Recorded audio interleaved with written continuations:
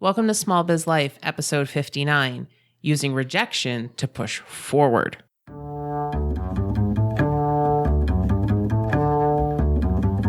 Does this sound familiar? Oh my God, I have so much to do today. Don't forget to breathe. But I have almost 400 emails in my inbox and 30 phone calls to make. Have you looked into getting a virtual assistant yet? Oh, and I need to schedule all my social media posts. Did you drink anything today? I had coffee. Did you eat today? Did I mention coffee's a bean? This is Small Biz Life.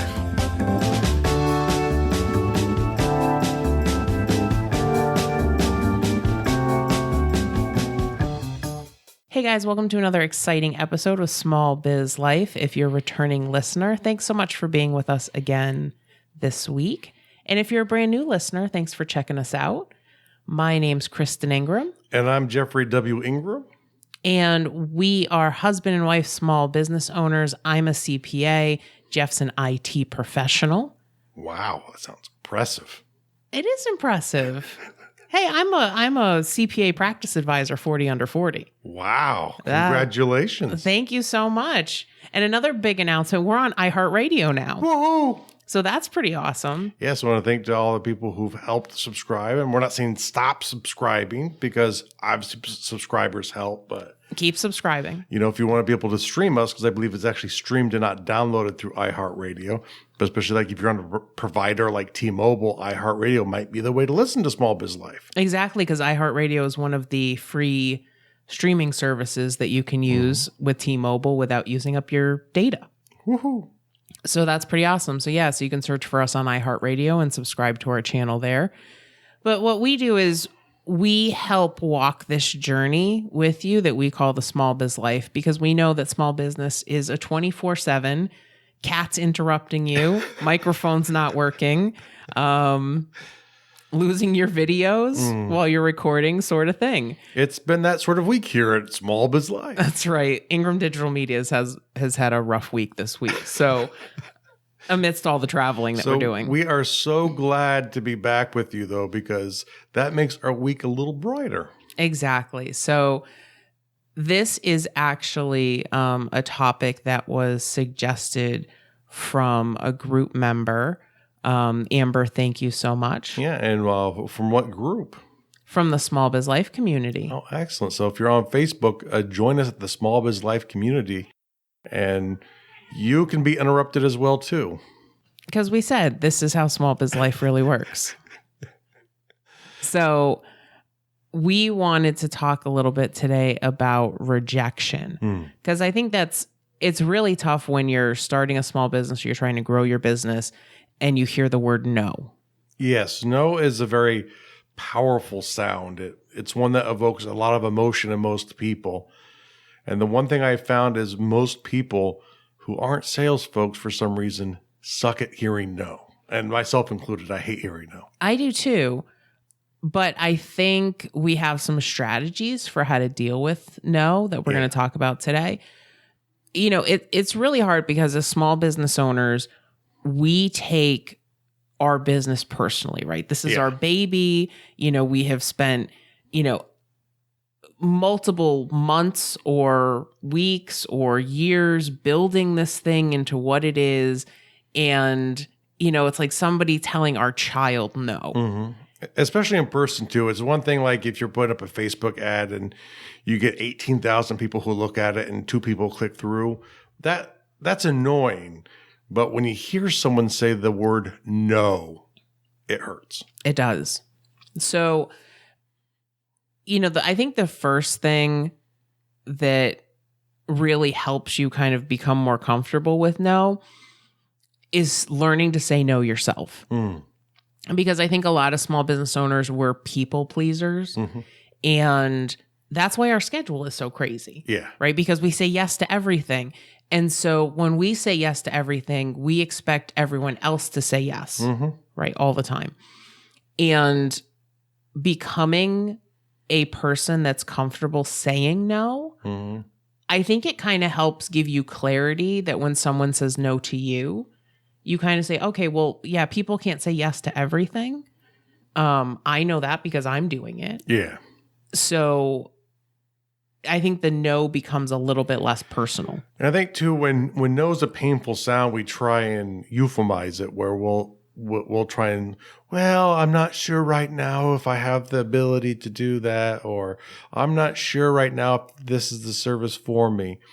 That's nice because I like to know why I'm being told no. But the thing is, start practicing by adding the word no before you euphemize it and make it feel better to people.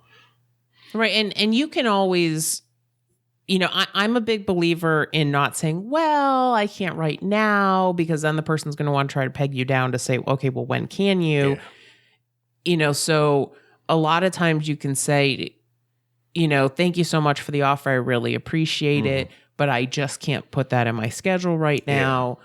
Or I can't deliver that service. Right. This is not a service that we provide. And I think as small business owners, like, we try to do everything. And knowing who your ideal customer is, knowing which products and services you do provide helps make it easier for you to say no. Yeah, most definitely. And having a master schedule, especially when it's things that people are trying to take your time. Because you have your time that you give away in your schedule, and that's when you schedule. There are obviously exceptions for bigger customers or the potential to bring on a bigger customer maybe. But in general, you got to stick with that. Or when you make a change because of what you think is a big customer or a very important thing, is you have to look to see where you can take and put that time, make up that time that you just lost. Right. And, I think it's really important, what Jeff's saying is the big customer. And I have turned down a lot of big customers in my business because that's not what I wanted. Yeah. That's not who I want to serve. And it's really, we all want that big customer that's going to bring in a lot of revenue for our business. But on the flip side of that, what happens if you lose that big customer? Yeah. It seems easy because there's less jobs you have to get with the big customer. But ultimately, the problem is, if for whatever reason they can no longer use your services, you are probably in big trouble the larger customers you have. Right. If it's a third of your business serving, you serve 3 customers, so you lose one, you've just lost a third of your business. Right. And that's kind of one thing that we look at when we're looking at audit risk, is we look at major customers and how much revenue is generated from those major customers. So one of the things that we look at in audit is we look to see the potential risk from major customers. So in the financial statements, we'll actually say this company has 5 major customers that make up like 80% of their revenue. And that puts a lot of risk into the business because the loss of one major customer could completely flatline the company. So knowing who your ideal customer is critical to your success. Okay, so once you become really good at saying no, we want you to start looking at your metrics. How do you measure success? And we want you to look at incorporating rejection into those measures of success. Because what most good salespeople will do is they don't just track how many deals they close. Yeah. They track how many connections they've made, how many meetings they set up, how many follow-up calls they make. Because what that does is it gives them really good information about how many contacts do I need to make in order to actually close a sale, right? And then it's not just all sales focused. So if you know that you need to set up 6 meetings in order to close a deal, if you've heard no 3 times this week, right, then you are 3 no's closer to getting the yes. Yeah. And the thing is too, when it comes to looking at the sales, when you look at the people you're sitting down in front of instead of the end result, then the thing is you've had 3 successes by hearing no 3 times. Right. And so I think that's really important. Start looking at, how many networking events did I attend this quarter? how many meetings did I have? How many people did I take out for coffee? And start looking at it that way than just, oh, well, I made 2 sales this month. Like if you have a friend who's a successful salesperson in any field, cars, pharmaceuticals, anything, especially if they've been doing it for a long time, ask them what it was like the first 6 months, the first year, the first 3 years compared to today. The thing is, especially when you're building up a client base, and that's whether you're selling for someone else or you're selling for yourself, the rejections are more common earlier until you build up a client base. You have to build that trust in people to where they want to come with you to do business. So the earlier on you are going to hear no a lot more often. And I think it's important at this point to note that if you're hearing yes all the time, that is also a problem, because that means that there is usually, if you're hearing yes all the time, you have a pricing issue. Your prices are too low. And so in my business, I expect a certain percentage of no, because some people look at my pricing and go, whoa, she's expensive. And that will turn them off. I don't want clients that question my pricing. I want clients to say, wow, that's really good value. You have a lot of experience. Yes, I will, I think you're worth it. And so if you're hearing yes all the time, then you need to look at your pricing. Or early on when you're trying to build that client base, if you say yes at the wrong times, you end up with clients. Like I had a client that was horrible, incredibly cheap. And then after a while, I couldn't stand working with the person anymore because I said yes at too low of a price. But then when I came back with ideas and suggestions to improve his business, if it involved money, guess what the answer always was? No. Find a different way to do it. Right. And I'm looking for clients that value my experience with business and my training that I have. And so, sometimes we get so desperate to get the business that we put in low bids because we want the work. But what's going to happen is you're going to end up resenting that client later as you make those suggestions to improve their processes, and they always say no.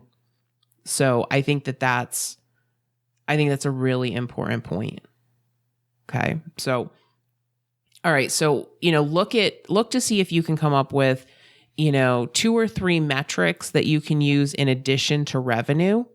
Okay. And these are measurable actions. So if you start to think, oh, well, I only closed 2 sales this month, you can look back and go, oh, well, I was going to make, 300 cold calls and I only made 50. Well, maybe that's why you're not closing the sales. Okay. So if you come up with those additional metrics, plus those will give you wins, right? And we're really big on celebrating our wins. So if you make all those follow-up calls or you go to the number of networking events that you set, right, then that's a win. And it's going to take time to build those relationships, but at least you know that you're moving in that direction. So I think that's important. Okay, so the next part is listening and asking questions. I think sometimes as small business owners, we get so wrapped up in our elevator pitch and our sales pitch that we forget to listen to potential customers. When you hear no, this is an opportunity for you. You have to look, after you hear no, I want you to think about whether or not this client was actually a good fit for you or whether you were just chasing revenue. And sometimes, to be fair, you get in front of a client and before you meet with them that you think that this is your ideal customer. And then when you meet with them, they're really not. So if the client was a good fit, ask for honest feedback. Maybe set up like a post-proposal survey that you can send out in either, Google Forms or in SurveyMonkey to get some honest feedback from folks. Because if you're not listening, you can't grow. Yeah. And the 2 things to keep in mind here is first, you can't pester them to try and close the deal on the survey either. Sometimes you have to just kind of work through it in your head, do it at a time when you're not emotionally attached to the situation, and try and review it, because you're not going to get necessarily all the feedback you want when people say no. And the other thing is too, you not only have to question your methods and practices when you go through it, but are you looking at your ideal customer correctly? Because maybe your pitch isn't correct to your ideal customer. Maybe you're attracting a whole bunch of other kinds of people that could be your ideal customer, but you're trying to pitch to someone else. So you have to look to see, I'm attracting these kinds of people. Do I need to change my pitch to them? Or, is there a problem where maybe who I think my ideal customer is really not? Right. And I think, the survey is a really good way to do it because, most people are used to filling out surveys like after they deal with tech support or, after they deal with their car dealership. And so this would be a really good way to kind of distance yourself from the process, but still get the feedback that you're looking for. Yeah. So ask questions, about, whether, did they make a decision? Did they go with someone else? Or did they just decide we're not going to do it at all? Ask about the interaction they had with you or, your quote unquote salesperson, which is typically like you and your partner or whoever's involved with the business. Ask about specific elements that you are, that you're concerned with. Was it, your level of experience? Was it the price? And always have a box where they can put feedback, where they can write in feedback. Because what you're trying to do is you're trying to determine why the no happened. Yeah. And sometimes you might get really good feedback that they decide, we just decide not to go forward with this project. Well, then that's not you, right? That's not your business. That's them. It's always important to keep in mind, too, that this is not a bad practice to do with your clients as well after you close the deal. You want to find out what's working for you and ultimately what needs to be changed, or you have to understand what's outside of your control so you can say, it's not my control, there's nothing I can do. Right. And this is even a good thing that you can do, like Jeff said, with existing customers, that you can have a post survey. So if you went in and, you fixed their computer or, you put a marketing plan together for them, have a survey on how well they think the interaction went. And if you think that it would be a good interaction, put in a box where they can give you a testimonial to put on your website. Yes. No, one of the people I've taken classes with was always good at doing that. When I would take the online class, whenever I finished a section, they would ask what you got out of it, what you didn't get out of it. And then he would always ask, can I use part of this, if I desire to, as a customer testimonial? And it made it very simple because I'm just giving feedback on what I'm doing. And then, he's like, oh, by the way, can I use this as a testimonial if I want? And he asks regardless of whether or not it's good, just as part of the automated follow-up. And the thing was, he probably does a really good job of having a bunch of customer testimonials on what he does, relies heavily on trust. So that's a very important step for him to help take away that pain point for potential customers. Right, exactly. So once you've gotten all this feedback, then you need to look at opportunities for growth. So if you're getting feedback from customers and you're seeing a pattern in what they're saying, then this might be an opportunity for you to change. So, this might be a good time to assess, are you targeting the correct potential customer? Are you going after the right market? Is your message resonating well? Do they find that maybe you're too pushy or you're not pushy enough? Take all this feedback and see where your strengths and your weaknesses are. And then once you've done that, one of the great things about being a small business is that we can be nimble. Right? I love that. I love the fact that we can say, you know what? my clients are not happy with this software product. We can find another one. We can get a good fit for them and we can start using this instead. Yeah. And I think that being nimble can be a double-edged sword because we can be too nimble. Yeah. We said you want to look for patterns. If one person tells you that, they don't think that you looked professional enough, that's one person. Now, if you hear that from, 5 or 6 different people, then yes, then you might have an issue. Mm-hmm. But if you try to pivot every single time you get different feedback, you're going to be pivoting all over the place. You're going to get dizzy and fall over. Yep. And once again, that's why it's important to know your avatar so you know that how far off is this person from your avatar. The further they are off, well, it doesn't mean you couldn't have done the service for them, but there's less you can do because your marketing, your pitch is to your avatar. And so when it misses, and the person is sideways from your avatar into a slightly different area, you do it. But it's also important too of why you need to reevaluate.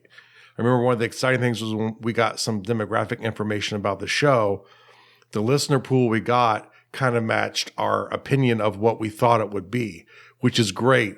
But the thing was, if it happened to be different, it doesn't mean we change the show. It just means that we maybe tweak our marketing towards the demographic we're pulling in. Right. So make sure, that the feedback that you're getting is from your ideal customer. And this you might end up tweaking who your ideal customer is. Yeah. So, think about who's responding and what, who's, who your marketing pitch is to. And one of the important things to keep in mind when you're tweaking these things, don't rewrite, don't start from scratch. Change something to see if it fits better. Change one variable at a time, because if you change 30 things and let's say there's an improvement, you don't know what change actually helped you, and maybe some of the other ones actually hurt you, but you can't measure that because you have 15 things that changed at one time. Well, and I mean, it's funny because when we were running ads for the webinar series, one of the very small changes that we made that made a huge impact. Now, for this show, our avatar, and we know that we have people that listen outside this avatar, and that's cool, but we go after women small business owners who primarily work from home, who are struggling to get everything done. Mm-hmm. Okay, that's our avatar. Now, and I know we've got, we have men who listen, we have people who don't have small businesses that listen. And we love all of you. And it's great. And it builds a big community, but that's our target, right? Mm-hmm. So when we're developing episodes, that's who we think about. And so when we were running the Facebook ads, I said, you know what? I think that the font that we're using in this graphic is too heavy. Huh? It was way too bold and masculine. So the one change that I made is I just changed the font to something that was lighter. I didn't change the text. We didn't change the copy. The only thing we changed was the font. And from listening to people who know a lot more about this than Kristen and I do, tweaks in headlines, and it might be a word, it might be the color. There are several things you could tweak, but only ever do one at a time. And then you have the control of what you have out there, and you can start looking to see if that one little change has made a difference or not. Now, if no one's interacting, maybe you do a complete reswap. But when you have some interaction that's not where you want it at, just tweak one thing at a time, because if you change the text in the headline, you change the font, you change the color of something, you don't know which one of those actually helped you. So when you put together your next one, you can't make it better. Right. And so when we made that one change in the ad, the signups went up, the conversion went up 40% in one day. Yeah. So, Jeff makes a really good point that change one thing at a time. Don't try to change everything, and then go back out and see how that resonates. Okay. So, to go back, to kind of sum up what we talked about today, you need to learn to say no. Because as you learn to say no, you are better at accepting no. Incorporate rejection into your metrics. Okay, so look at how many connections you're making, how many meetings you're setting, how many follow-up phone calls you're making, how many proposals are you sending out. Look at non-revenue metrics. Mm-hmm.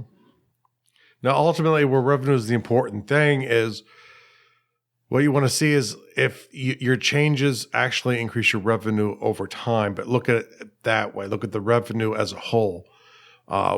When you're gathering revenue, look at the pieces, look at the connections you're making, the touches with clients, look at all of the little things that you need to do to hustle, because the best salespeople I've met aren't people who are necessarily that eloquent. They're not necessarily what you think of as this person who's going to like sell you. And some do have those skills.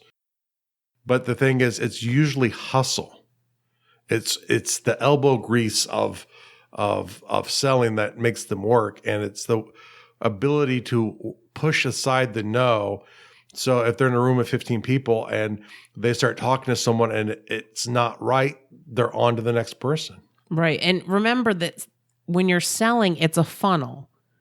So you need to have a large number of connections so that you can get the number of meetings you need, so you can get the number of proposals you need to write, so that way you can get sales, right? And each of those numbers is smaller than the one before. So if you think, well, I'm going to make one connection, which is going to lead to one sale, no, you might need to make 50 connections to make one sale. And that's too the thing when you go to tweak, you look at your funnel to see, okay, I know the funnel needs to be bigger the further away from the sale. So maybe I'm very good at converting people I sit down with to a sale. Okay, that's great, but maybe I don't have enough people who the connections to set up the meetings with. So I have to look to increase my revenue. My goal at that point is to increase the number of connections. Now, if I have a lot of connections, but I'm not getting a lot of meetings, I need to look to tweak around the area of how I can increase the meetings.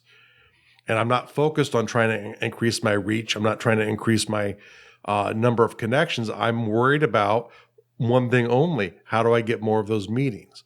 And then if I'm getting meetings and I'm not getting sales, how do I improve my pitch to get sales? Are those people I'm meeting with actually the avatar I expect? Is it a different avatar? So maybe I'm just pitching wrong. So that's what you have to understand. Right. And when I started my business, the key for me was converting those initial connections that I met at meetings into either a phone call or an in-person meeting. Because once I get one-on-one with somebody, my conversion rate is very high.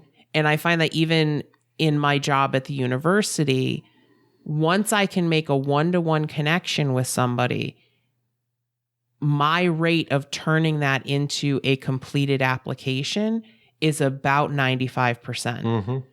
For people that just fill out an application and I don't make a connection with them, the likelihood that they are going to come to the university is probably about 50-50. Yeah. So you've got to identify what are the steps in your funnel and how do you strengthen each of those steps so that you can get the goal that you want. Yeah. Okay. Look for opportunities for growth. Okay. So assess the feedback that you are getting back when you're listening and asking questions, and be nimble, but don't be so nimble, that you make yourself dizzy. Yeah.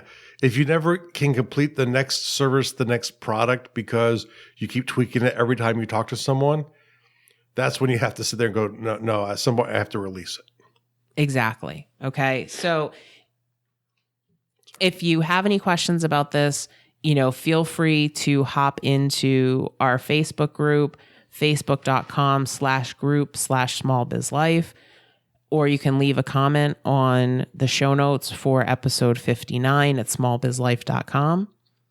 Thanks so much. Have a great week.